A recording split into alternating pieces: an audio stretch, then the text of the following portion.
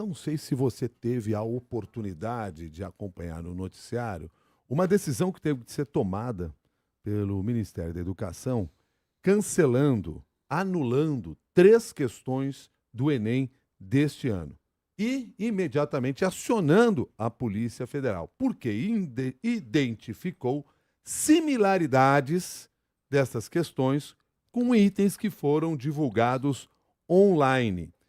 Uma história muito curiosa. Portanto, o fato é que o INEP decidiu anular 3 questões do Enem após analisar relatos de antecipação de perguntas aplicadas na prova. O INEP diz que a Polícia Federal foi acionada para apurar a conduta e a eventual autoria da divulgação das questões, investigando possível quebra de sigilo ou ato de má-fé. Ainda ontem pela manhã, o portal G1 havia publicado um vídeo de um estudante, Ediclei Teixeira, que se apresenta como estudante de medicina e que vende serviços de consultoria. Ele faz uma live na qual divulga questões quase iguais às do Enem deste ano. A publicação do vídeo ocorreu 5 dias antes do exame. Segundo o INEP, foram identificadas similaridades pontuais entre questões divulgadas nas redes sociais e itens presentes na prova, embora nenhuma pergunta tenha sido apresentada exatamente como na versão aplicada em 2025. Os rumores sobre um suposto vazamento de questões do Enem começaram a circular nas redes sociais ainda na noite de segunda-feira, logo depois da aplicação da segunda prova, que foi no domingo. O estudante Ediclei Teixeira fez uma live no YouTube na qual mostrou ao menos 5 questões quase iguais às que caíram na avaliação. Algumas, inclusive, têm exatamente os mesmos números cobrados dos candidatos. Teixeira afirma que adivinhou as questões dentro dos parâmetros legais, sem nenhum vazamento de material, apenas para, aspas, democratizar a educação.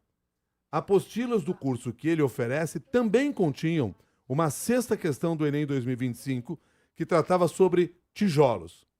Uma das principais técnicas usadas na adivinhação, segundo o próprio estudante, foi memorizar questões do Prêmio CAPES Talento Universitário. O que é o Prêmio CAPES Talento Universitário? É uma prova opcional aplicada em concurso para estudantes do primeiro ano de graduações.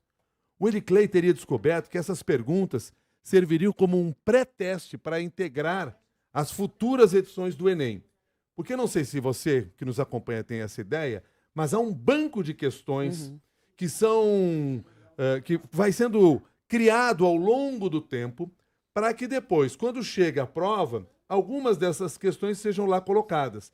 Essas questões elas são testadas até para que se tenha uma ideia da dificuldade de cada uma delas, da aplicabilidade, de se há alguma incorreção ou não. E tudo isso é feito a partir de testes. Então essa prova, que é aplicada em concurso para estudantes do primeiro ano, ela serve como uma espécie de pré-teste. O INEP não confirmou qualquer associação entre esses 2 exames, um e outro. Mas o que este estudante diz, o Ediclei, diz é o seguinte: lembrando daquelas questões, você consegue ter uma ideia e adaptar para o Enem, que é o serviço que ele faz. Aliás, tem uma curiosidade, porque no passado ele denunciava essa prática por parte de alguns cursinhos do Enem. E depois ele passou a aplicar também, vendendo cursos do Enem, da mesma maneira. E é curioso porque o Ediclei Teixeira, ele já foi premiado pelo CAPES, pelo autoconhecimento dele, pelo trabalho que ele faz, não esse trabalho, né? Então o Ediclei usou o prêmio do CAPES, R$ 5.000 que ele ganhou, para investir em ferramentas para desenvolver essenciais do curso de medicina. Então, ele vende o curso hoje, ele publica isso e traz algumas dessas questões. Ele diz que não comete nenhuma irregularidade nesse sentido, ele apenas, aspas, adivinha o que vai acontecer. É curioso. Adivinha.